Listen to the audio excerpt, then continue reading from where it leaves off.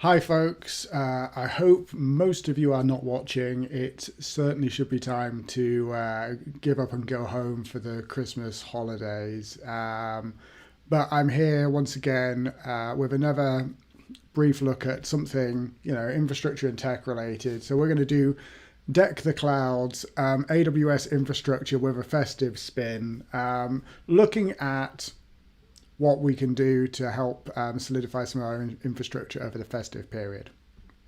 So let's get into it.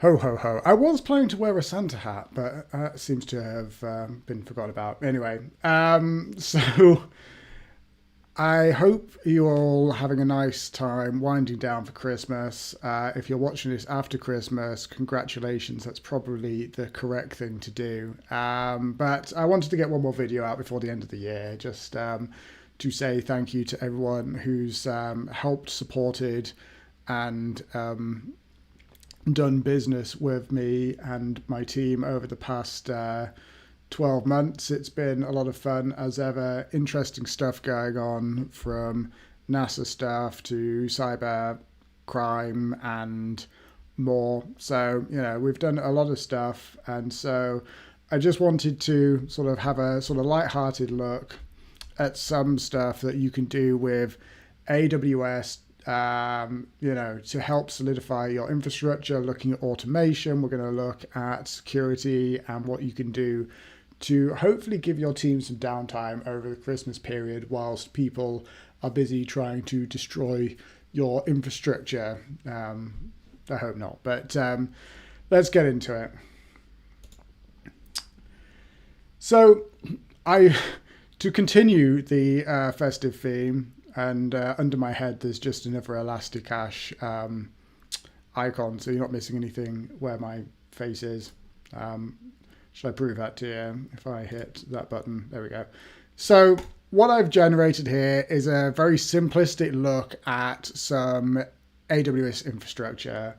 It's very straightforward and completely hypothetical. Do not try and put this thing into production. But what I was trying to show was the flow of data and communications into AWS infrastructure environment. What might happen if you are running a hypothetical web shop over the Christmas period. So you've got CloudFront at the top, supporting the web access to your business. You've got load balancers. You've got EC2 auto scaling groups underneath to deal with the capacity, the flexible nature of people doing their Christmas shopping. And then we've got RDS and Elasticache and stuff that might underpin a website. Is not supposed to be representative of anything. It's just there to give people a flavor of what we're going to be looking at today. So I want to look at the basics of infrastructure automation, or the sort of 12 key points as it's Christmas themed.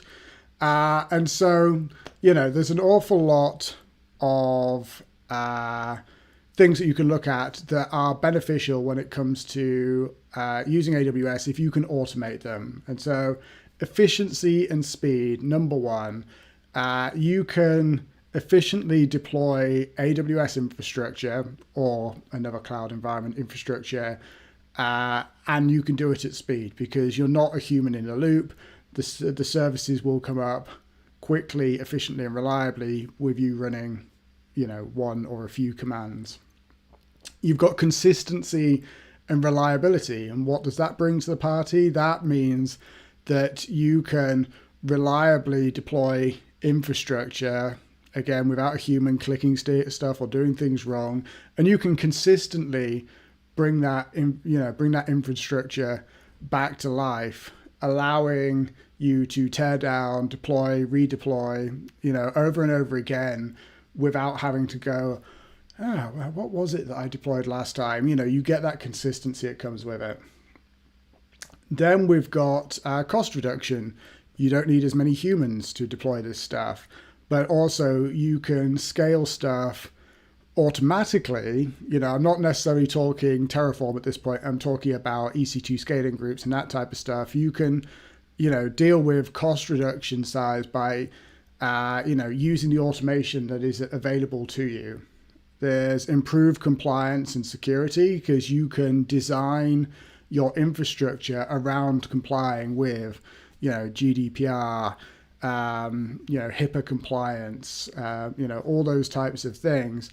And, you can ensure that your system remains compliant by designing that into the way that you deploy your stuff into AWS. And of course, you can ensure that it's secure, or attempt to ensure that it's secure, by not having a human setting up security groups or dealing with opening links between different services.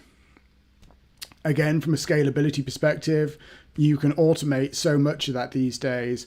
And so, you can deal with auto scaling groups. You can deal with serverless compute. It's all stuff around Christmas where if you're running an e-commerce website, you might have just bursts of people, certainly, during waking hours, but, on the run up to Christmas, you would expect people getting more and more desperate to go shopping more and more and more, trying to find the right gift. And so you need to make sure that you've got that scalability to allow for the web traffic to pass through your systems. And that's going to look distinctly different to 9 to 5 types of scalability for the rest of the year. Enhanced disaster recovery, because you can automate the DR process. It means that you haven't got a human there trying to work out what database backup was supposed to go where. You can automate all of this. Resource optimization, by ensuring both from an auto scaling perspective, but also removing resource, that once you've got the right size EC2 instances for your web app or ECS servers or whatever, that you've got the right resource at the right time. You've got real-time monitoring and management from an AWS perspective. That's all over the place with CloudTrail, CloudWatch, and so on and so on. And that can then drive automated alerts and automated events that happen off the back of that. We'll take a look at that a little bit later. You've got reduced downtime just because you've got services restoring themselves if they go offline, automatic restoration of services.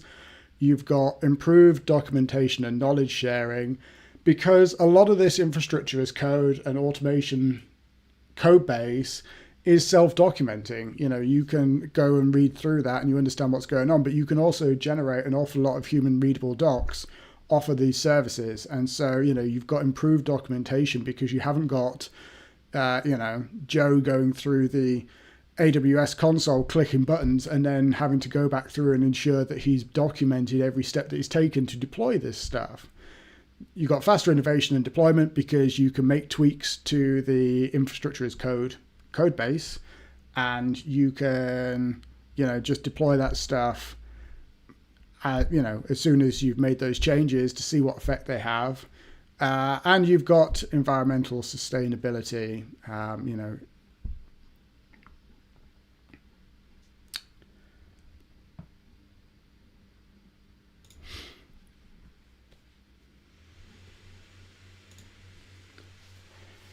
So going back to another cut down image, we're going to have a look at, automating for scalability during the holidays. And what does that look like? And of course, it manifests itself in an awful lot of different ways. There isn't a one size fits all type deployment. So we're going to have a look at, excuse me while I take a drink. We're going to have a look at the way that, this application might work. And so we've got CloudFront, we've got load balancers, we've got auto scaling groups, and we've got serverless compute with AWS Lambda. Obviously, the auto scaling group, I've got EC2 servers. It may be EKS, it may be ECS, it may be RDS. I can use many acronyms here.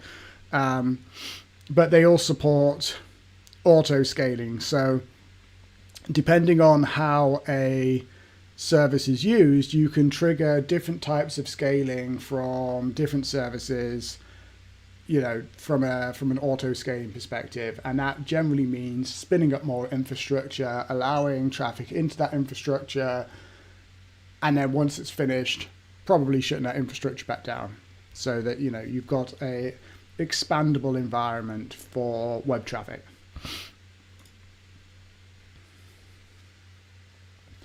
So, auto-scaling groups. You know, this webinar is designed for people who have, you know, not a huge amount of AWS experience. So, I apologize to anyone who I'm teaching to suck eggs, but you know, this is sort of the nuts and bolts of how we deal with elastic infrastructure environments inside of AWS.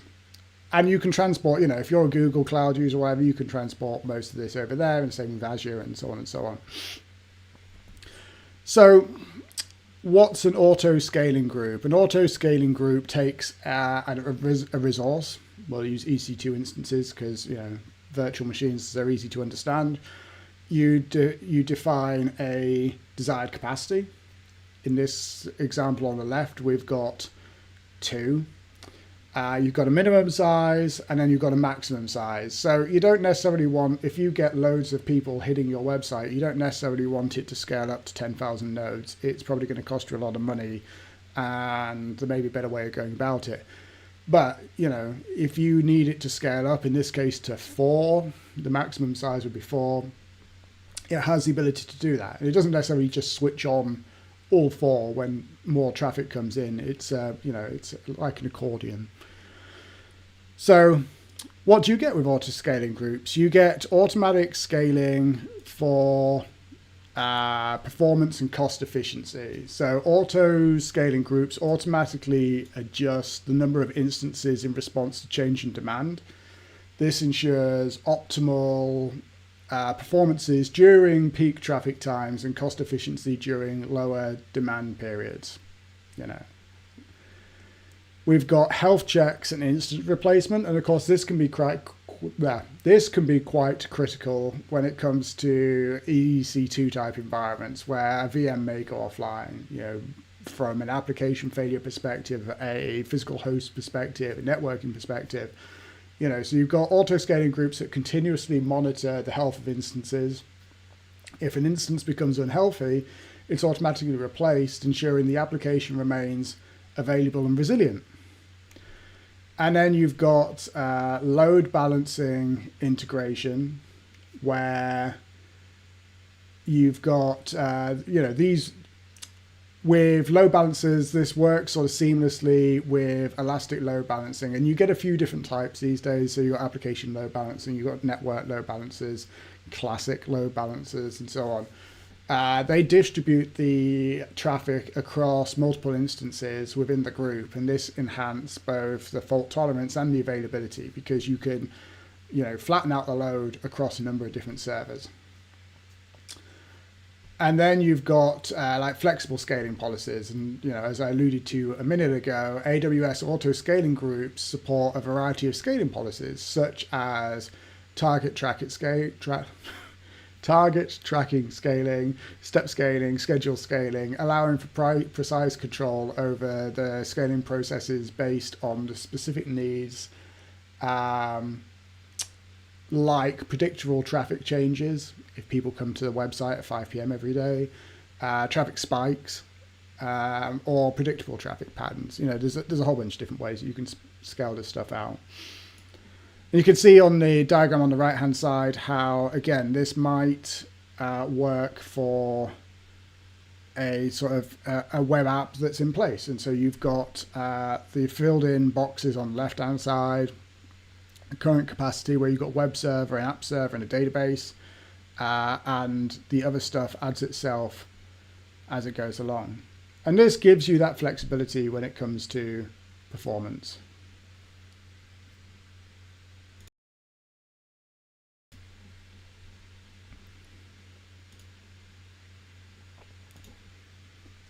So moving on to our next demonstration of what you know, the flexibility is required at Christmas time. And here's an application diagram that I stole from AWS, but it gives you a good idea as to what is required from a serverless compute perspective. So if you've got serverless compute, you've got an API gateway coming in. You can see down the bottom here, this red icon.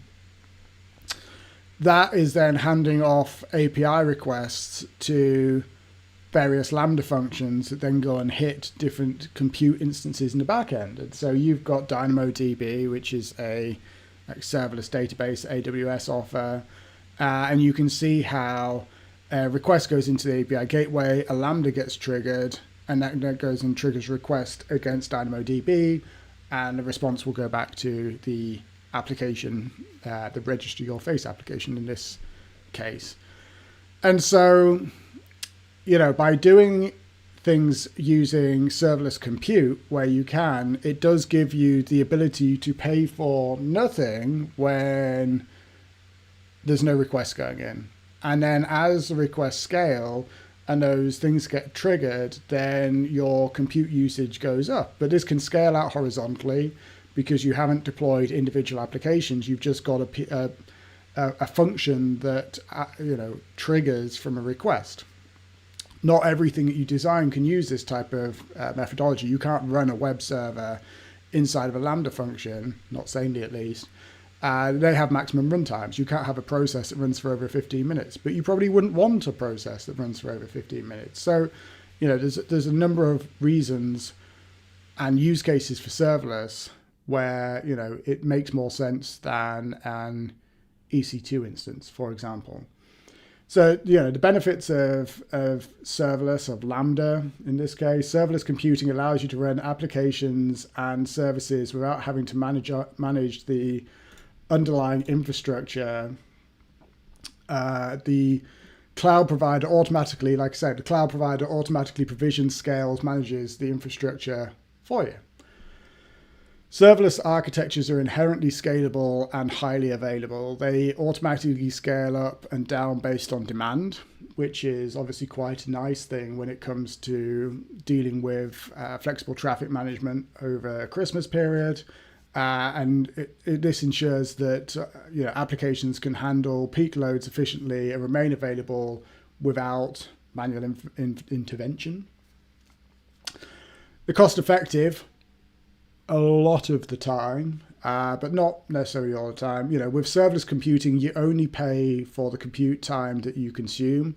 This eliminates the cost of maintaining idle servers, making it a cost-effective solution for applications with varying or sporadic traffic patterns. They do a very good job of underpinning websites that do nothing. You can serve a website out of an S3 bucket, and then you can have it trigger Lambdas from an API gateway, and you're basically paying for the cost of the bucket, the requests that go into the bucket, and the Lambda triggers. But if the Lambda triggers are only events when a user interacts with the website as opposed to just rendering the thing, it's a very cost-effective way of getting an interactive website up and running on the cheap. And this also gives you a faster time to market. Serverless computing simplifies deployment operations, which accelerates the development process. Developers can focus on features without worrying about underlying infrastructure, leading to faster delivery of applications and of new features. Serverless compute definitely has its use cases. It's not for everyone, but definitely has its use cases. So we'll move on now to the next thing that can help businesses over a festive period, and it's a bit of a left field one, but it's load balancers. And like I said, there's a number of different load balancers these days, but what they give you is the ability to balance load, as the name suggests, across different instances. And like this diagram suggests, the instances may be in different availability zones, which gives you better resilience to network failure or data center outage than deploying everything into one AZ. Of course, that does come with enhanced traffic costs and data egress costs, especially when you've got databases that need to stay in state and that type of thing. But the load balancers give you that ability for sort of flexible traffic patterns. So what does a load balancer give you? Traffic distribution. Load balancers efficiently distribute incoming network traffic across a group of back-end servers or resources.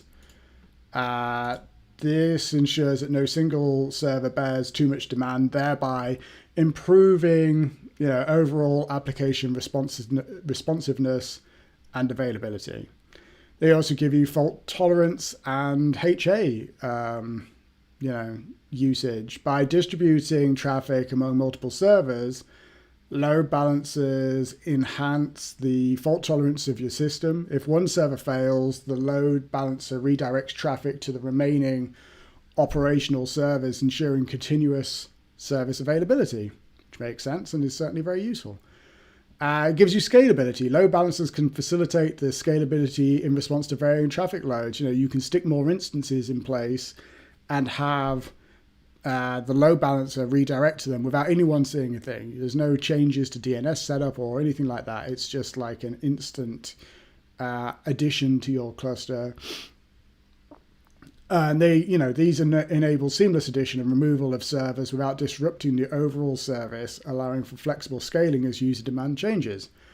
And they also allow for health checks and performance optimization, with most balancers performing health checks to make sure that the instances are up and they can handle the requests that are getting sent in.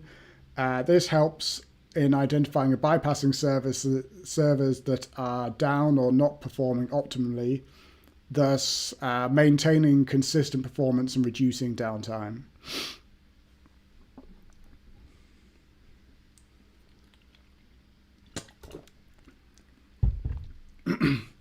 So this is a bit of a weird diagram, I apologize, but another service that AWS provides that businesses should definitely be making use of if you're running web apps, for instance, is CloudFront.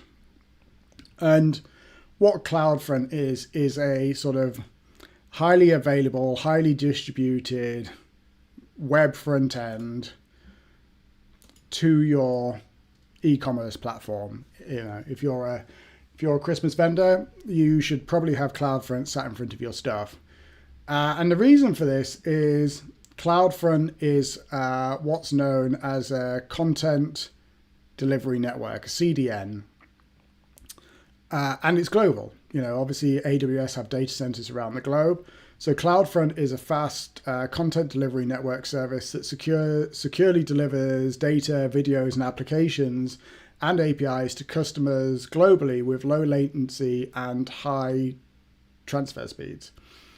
What this means is your website is distributed as closely as possible to the end user, so that if your servers are based in Europe and you've got a user who's in Australia, they haven't got to make network requests that go all the way around the globe, send some data all the way around the globe, and so on and so on. A website rendering these days might be 6 megabytes worth of, JavaScript content, imagery, all that type of stuff.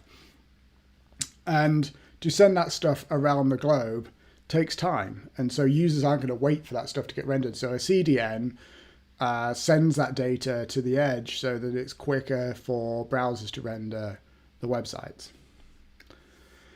You've got seamless integration with AWS services, and it integrates seamlessly with web services such as S3, EC2, Elastic Load Balancing, and AWS Shield, other security platforms for DDoS protection, WAF, firewall protection, offering a complete solution for storing, computing, and delivering content. You've then also got customizable caching and performance optimization, and this is obviously from a CDN perspective quite crucial. CloudFront offers advanced caching mechanisms, allowing you to optimize the delivery of your content with custom cache behaviors and content compression. So if you've got stuff that needs to be refreshed at different time periods, you can configure this inside of CloudFront. You can wipe out certain bits of the cache and what have you. And this results in improved load times and a better user experience. If they've already been to your website will already be cached. Security and access control features includes a range of security features such as SSL TLS, HTTPS for people who are not technically minded, AWS WAF, integration for protection against web attacks, and access control options like signed URLs and cookies for secure and restricted content delivery.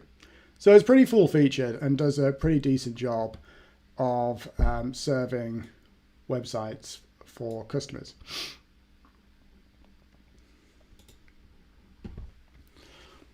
So obviously we've talked quite a bit about automation, and so what I want to have a look at now is a few of the automation tools that are on the market, what they are called, what they do, the differences between them, only a very high level. Like this is supposed to be for the not super technically minded. So these are just some high level looks at Terraform and CloudFormation CDK. But I wanted to show this to sort of demonstrate that there isn't one size fits all, and you can pick a solution that works best for you or your team, or one that you feel is going to work best into the future. So we will take a look at this hypothetical deployment of an auto-scaling group into AWS and just have a look, for interest at the differences in the way that you would define these things, because they are completely different, but they all do the same thing in the same service on the same hardware. So if you're deploying stuff in Terraform, push the wrong button. Hold on, let me go back. There we go. If you're deploying stuff in Terraform, you have a number of sort of JSON-looking elements. And so you've got this resource, which is an AWS launch configuration, has an image ID, an instance type. It sort of defines what your instance is going to look like. So these are T2 micros, so they're proper small. But if you're just serving like a flexible web app or something, maybe that suits you. Then you've got an auto scaling group. And like we were looking at in the diagram earlier, you've got minimum size, maximum size, and desired capacity. That takes the launch configuration as well. VPC, which is which network you want to deploy this into, basically. You can tag your infrastructure. And then the other thing that's on here, and I said this is a very simple example, it's not full featured by any stretch of imagination, is an AWS security group, which allows traffic in on port 80. Of course, in reality, you'd also want 443 and anything else that allows you to administer that network, that EC2 instance. But yeah, so you allow the traffic in and you also allow the traffic back out. And this is, super simple Terraform, but gives you an idea about what it looks like. It's sort of JSON. It's called HCL. And so it gives you the ability to write infrastructure as code. Go on to the next one, which is raw CloudFormation.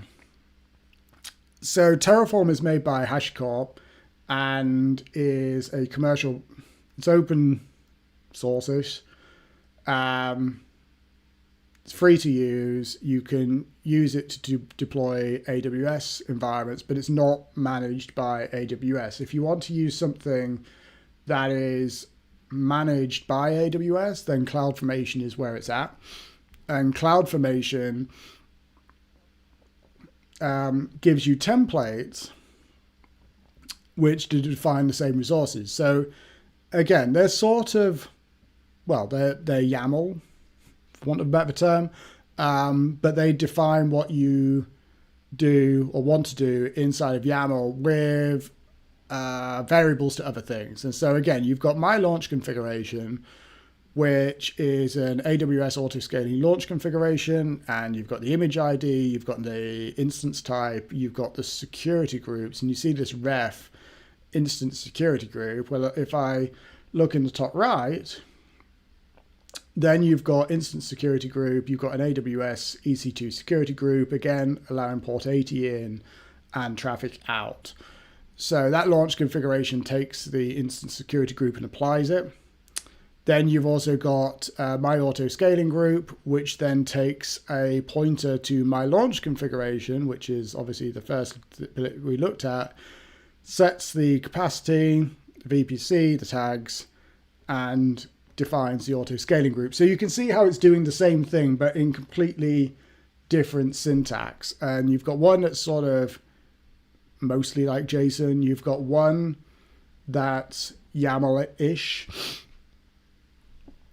And then lastly, we're going to look at CDK, which is the Cloud Development Kit, I want to say, which again is a sort of AWS sponsored wrapper for CloudFormation scripts that allow developers to write automation in a language that they are familiar with. So the two that I've used in CDK, and there are definitely more, are Python and TypeScript. So if you're a TypeScript developer and you want to be able to deploy your application into AWS, you can define the infrastructure as TypeScript code. Similarly with Python, I think there's a Java one, I think there's a Golang one. There's a range of different languages you can deploy CloudFormation templates with, where you can write in a language that's familiar to you, which is often quite nice if you're not a full-time infrastructure developer, because it means you don't have to learn too much. So this one, creates a class called myEC2Stack. This takes a core stack object, which is part of the AWS CDK suite. We, define the security group. So again, we've got security group allowing SSH and HTTP. We have an ingress rule, which allows port 80 inbound. And then we have an auto scaling group. And again, this looks like similar to the others, but is obviously Python specific. So you've got instance type, which is a call out to an instance type. You've got the image, which takes, this case, like the latest Amazon Linux pointer, capacity, min-max capacity, and tells it to deploy the security group. All this then defines your infrastructure, much the same as the previous two, but in Python. And then what you do is call app.synth, which basically then turns the Python code into a CloudFormation template, which it then applies to the infrastructure you're deploying into. So you build all this stuff in Python or TypeScript or whatever, and then you synthesize this, and it basically turns it into one of these, which it will then go and apply to the infrastructure that you're requesting it to deploy to, which is quite nice. And it obviously means that you can use variables and stuff like you would do normally in Python inside your CDK code.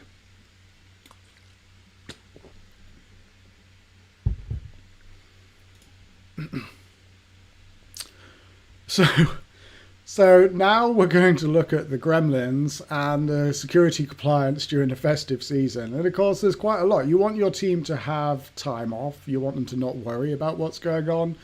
So being able to secure your infrastructure so that people get, downtime is critical to you as a business or as a business owner.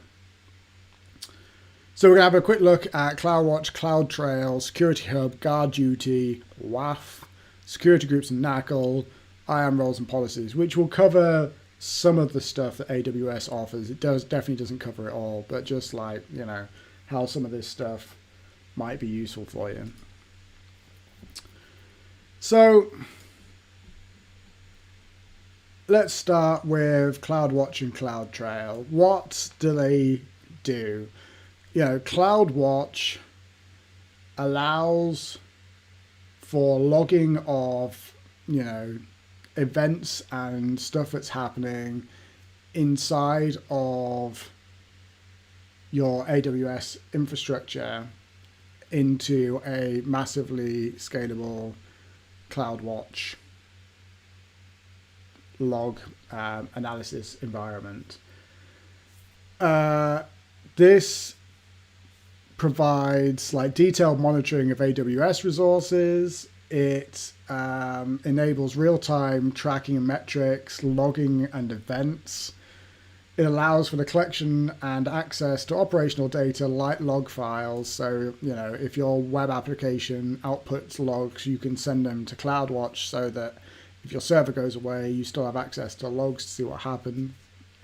You can also then set alarms from these logs and react to changes in your AWS resources. And a lot of the time, like the auto scaling groups and stuff we were talking about, leverage CloudWatch metrics to be able to trigger these changes. So that's sort of CloudWatch. And then CloudTrail focuses on auditing and tracking user activity and API usage across the AWS infrastructure. So if you've got users or services that are interacting with AWS infrastructure, CloudTrail helps you audit what happened where. It records and stores event logs for actions taken by user, role, AWS service, providing a clear trail for security and analysis and operational troubleshooting. So it sort of covers both sides. If you wonder who did what where or what event happened where and why, CloudTrail can help you out with this. You've then got integration analysis. CloudWatch and CloudTrail are designed to work together pretty seamlessly. CloudTrail logs can be directed to CloudWatch logs for further analysis and correlation, enabling like a unified view of operational health and security related activities across your AWS environment. You can see how in this diagram on the screen, we've got cross-account access, logs flowing from CloudTrail in the sub-account up to an S3 storage pool in the master account, CloudTrail logs from the sub-account going to CloudWatch for further analysis. You can see how they're all joined together. And of course, this is cross-account. It doesn't all have to be single account. It shouldn't be. Like in a lot of events, you want to isolate a lot of logging so that if an account is compromised, the people who have compromised the account don't necessarily also delete the logs associated with it. You also get customized alerts and automated responses. Both services support setting up customized alerts. CloudWatch can trigger alarms and automated actions based on specific metrics, or log patterns as well, while CloudTrail can alert on specific API activity, enhancing the ability to proactively respond to potential operational or security issues. Super useful. Next up, we're going to take a quick look at Security Hub and Guard Duty. This sort of example gives you an idea about what it does. Security is reasonably key and core to what's going on. So you've got Guard Duty that can detect funky stuff going on in your environment. You can automate changes or responses to those threats. In this case, like AWS network firewall responding to block traffic from a certain IP address or user or whatever. That updates the endpoints. Traffic is blocked, on it goes. So you can automate this so you don't have to have a human in the loop sitting there looking for dodgy looking traffic and what have you. As my head is over that bit of text. There you go. So, AWS Security Hub offers a comprehensive view of your security alerts and security posture across your AWS accounts. It aggregates, organizes, and prioritizes security findings from various AWS services and third-party sources. Compliance standard checks. It continuously monitors your AWS environment using compliance checks based on standards like AWS Foundations, ensuring that your resources adhere to security best practices. We all make mistakes. It's obviously useful to have something like Security Hub checking to make sure that your resources follow best practices. Then you've got Security Hub that automatically analyzes and correlates findings, helping identify and consolidate the most significant security issues, which streamlines incident response, investigation and response. So if you've got, effectively an automated suite of tools that are helping rank the biggest security issues in your platform, it's always a nice sort of safety net. Of course, it's not going to catch all of them, but it will help spot common misconfigurations or things that look a little bit wonky. It also integrates with other third-party services and AWS services, enabling enhanced security monitoring and incident management capabilities. So you can offload a lot of this stuff to dedicated third-party applications that you can pay for in addition to this to help secure your infrastructure.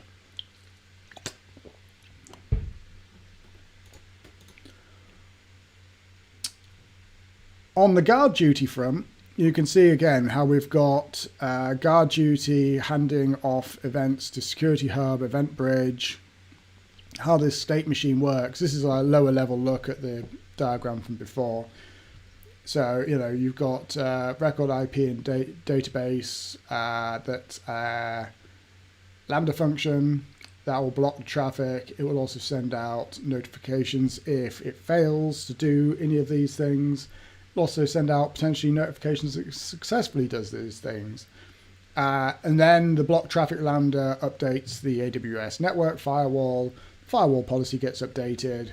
The firewall then does its thing and users are blocked. So, it's quite a nice flow that Guard Duty and Security Hub and what have you can bring to your platform. Guard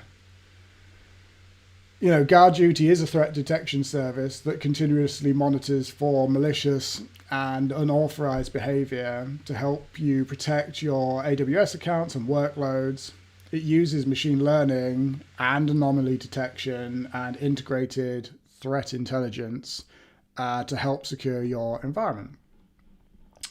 It continuously analyzes CloudTrail events that we were obviously looking at before.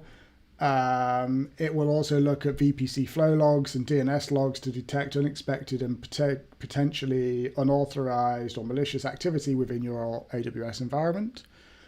It will also offer automated alerting on the detection of suspected threats, and these alerts can be customized to fit the needs of your organization, so it's not just blasting everybody in an email chain. And Guard Duty can also be enabled, with a few clicks to the AWS Management Console, and it's serverless, so it doesn't sit there soaking up your hardware or software, and it's maintained and managed primarily by the fine folks at Amazon Web Services. But it's there to provide a service for you. Of course, it's not free. Nothing in AWS is free, but it does provide an additional peace of mind. Of course, during holiday, where threats to online businesses are escalated by hackers and people wanting to get into these systems, and having a system like Security Hub and Guard Duty in place can obviously provide use and benefits. Amazon WAF is one of those services that I feel like not a huge amount of people hear of or use, but I actually quite like. And so Amazon WAF, Web Application Firewall, I think, enables you to create custom rules to block or monitor your requests defined by conditions such as IP addresses, HTTP headers, body, custom URIs, other stuff that helps protect your web applications from common web exploits and bots. So you can see in this diagram here that you've got like a dual layer WAF setup where you've got the internet and people making requests via CloudFront, which is then secured by WAF. That then passes the request off to a VPC And inside of that VPC, you've got load balancers and another WAF setup, slightly different rules, I guess, configured. Passes that off to the private subnet, and on it goes. So you can chain the WAF setup together to have different rules at different levels. It's not necessarily required, but it gives you that sort of dual level threat enforcement. The WAF provides protection against a wide range of common attacks, including SQL injection attacks, cross-site scripting, and more, safeguarding your application from vulnerabilities. You also get real-time visibility and monitoring. In fact, it offers real-time metrics and logs that can, of course, be integrated with CloudWatch, allowing you to monitor and respond to incidents promptly. This helps in identifying and mitigating potential threats as they occur. And, of course, it's reasonably easy to integrate. Apologies, it's the end of the year. It's reasonably easy to integrate with other AWS services because they have to support to be able to plug it in. So you've got support inside of CloudFront, API gateway, application load balancer, ensuring consistent support network across your environment. And it also scales, of course, up to stupid levels to allow for high volumes of traffic, and the WAF will continue to protect you as you go on. So super useful. The nearly last thing, I think this is the last thing we're going to look at, is security groups and the NACL. So security groups, if you've used AWS, I'm sure you've come across, we looked at them earlier with the automation code. They allow you to prevent access to certain ports, address ranges, all that type of stuff, or grant access to certain ports via address ranges or services or other piece of AWS infrastructure. And so if you're a web service and you're getting requests in, you've probably got port 80 open, you've probably got 443 open, if you're really just hosting this bare bones. And so you want to be able to allow that access from anywhere on the internet so that users can come to your website and get access to it. Normally, obviously, not always. If you're a business and you just want, colleagues accessing your intranet portal or whatever, you can lock this down differently. Same with outbound rules. You don't necessarily want to just allow carte blanche access to everything on the internet. So allowing for that egress to be defined can make life easier or more secure on the egress side. And so it allows for this fine-grained control. And when it comes to access, it doesn't necessarily have to be enough IP address range. It can be, your defined EKS cluster. You only want access to this service from your EKS cluster. Anyone else is denied, all that type of stuff. So security groups act as like a virtual firewall for EC2 services and other things, controlling both inbound and outbound traffic at instance level. They enable you to specify which traffic is allowed to and from the instances, providing a critical layer of security based on the IP addresses and the ports. With the NACL, which is the network ACL, these are like master control lists. Network access control lists are an additional layer of security for your VPC. So this is the larger VPC level that act at the subnet level. They provide a rule-based tool for controlling network traffic entering and leaving a subnet, offering another layer of defense to help prevent unauthorized access. A good example may be that you only want to allow SSH access into your account from approved IP address ranges, and you don't want to have a user in your organization override that. And so you can apply that network ACL and say, these are the ports that SSH are allowed from, nowhere else. Security groups are stateful, meaning they automatically allow return traffic to or from an instance. In contrast, NACLs are stateless. Both inbound and outbound rules must be explicitly defined, offering more granular control over network traffic. And while security groups provide instance-level security, NACLs offer an additional layer of subnet-level security. This dual-layer approach allows for more robust and comprehensive network security, helping protect against potential vulnerabilities and unauthorized access. And that's the key.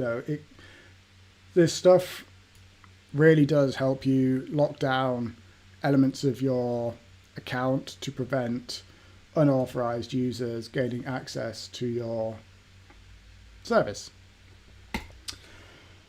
I was wrong, there is one more. So we're going to look briefly at IAM roles and policies. And so what is an IAM role and how can it help? So in AWS, you have a policy. A policy is a set of permissions that allows or grants access to a certain piece of infrastructure. Preferably not too broad, but if you want to grant access for a user or service to an EKS cluster or an EC2 instance, you can grant that at service level effectively in some permissions from policy. So you attach that policy to a role. A role can accept multiple policies, so you can grant a role access to an EC2 server and S3 bucket, for example. And then things that assume that role then have access to that EC2 server and S3 bucket. So in this diagram, we're then going to create the IAM role. We're going to let an EC2 instance assume this role, and that role is basically going to allow us to gain access to this S3 bucket. And of course, when it comes to something like S3, you don't necessarily want to grant access to every S3 bucket. So this policy is probably quite defined in terms of who it's granting access to and why. So, read-only access, read-write access, which bucket, all that type of stuff. Then when you're on this EC2 server or a process is running on this EC2 server, that's then got access to that S3 bucket for you to read and write or do your data processing or whatever. The principle of least privilege, where users and systems are granted only those permissions necessary to perform their specific tasks, minimizes potential security risks. And by restricting access rights, the impact of a breach or misuse of permissions is significantly reduced. IAM roles and policies facilitate the implementation of least privilege by allowing fine-grained access to the AWS services and resources. This enables precise management of user capabilities, ensuring that each user has only the permissions necessary for their role. You have to go out and give someone specific access to a specific resource for them to be able to use it. So don't do grant all, select star type stuff. Applying the least privilege through IAM roles and policies aids in meeting compliance requirements, as many regulations mandate strict control over access to sensitive data and systems. It also simplifies auditing processes, as each role and policy can be clearly reviewed and monitored. It also allows for a dynamic and scalable security posture. IAM roles and policies allow for dynamic adjustment of permissions as roles and requirements evolve. You can make changes to these things, they're not set in stone. Supporting a scalable security posture. This flexibility is crucial in adapting to changing business needs whilst maintaining the principle of least privilege across the organization. And I've used the words least privilege in there a lot because it's key to what you do. Grant as little privilege as possible, because that way the users or people who gain access to your platform have access to as little as possible. So there we go. With a couple of minutes to go, we've reached the final slide. There's many ways to help secure AWS resources. There isn't, like I said at the start, there isn't a one size fits all. There's many ways to do it. Other people will do stuff differently. The way that you do it, there's obviously best practice. AWS do a great job of documenting an awful lot of this stuff on their website. You don't deploy things exactly as they are documented on the AWS site, or it's unlikely that you're going to deploy something because the scale is different. The systems that you're using is different. So, take it, learn from it, use it, and make it work for you. Don't leave public buckets open. That's how data leaks occur. Ensure there's a process in place in case things do go wrong. What does your security posture look like if there is a breach? Who do you inform? How do you do it? And what do you do after you've, made those changes? And update that documentation. If you have to, update that documentation to ensure that next time it's written down. And last but not least, it is Christmas. So enjoy your time off. There's a lot of stuff that will continue to function over Christmas. If you have time off, I hope you take it and enjoy it. Like I said, it's important to get that rest. That's why mistakes happen. That's why you need to rest, recuperate, enjoy some downtime, enjoy some time with your friends and family. As I said at the start, I wanted to take a moment to just thank everyone who's worked with us over the last 12 months. It's been a blast. Hopefully we'll see you all again in the new year. And thanks for tuning in. Bye for now.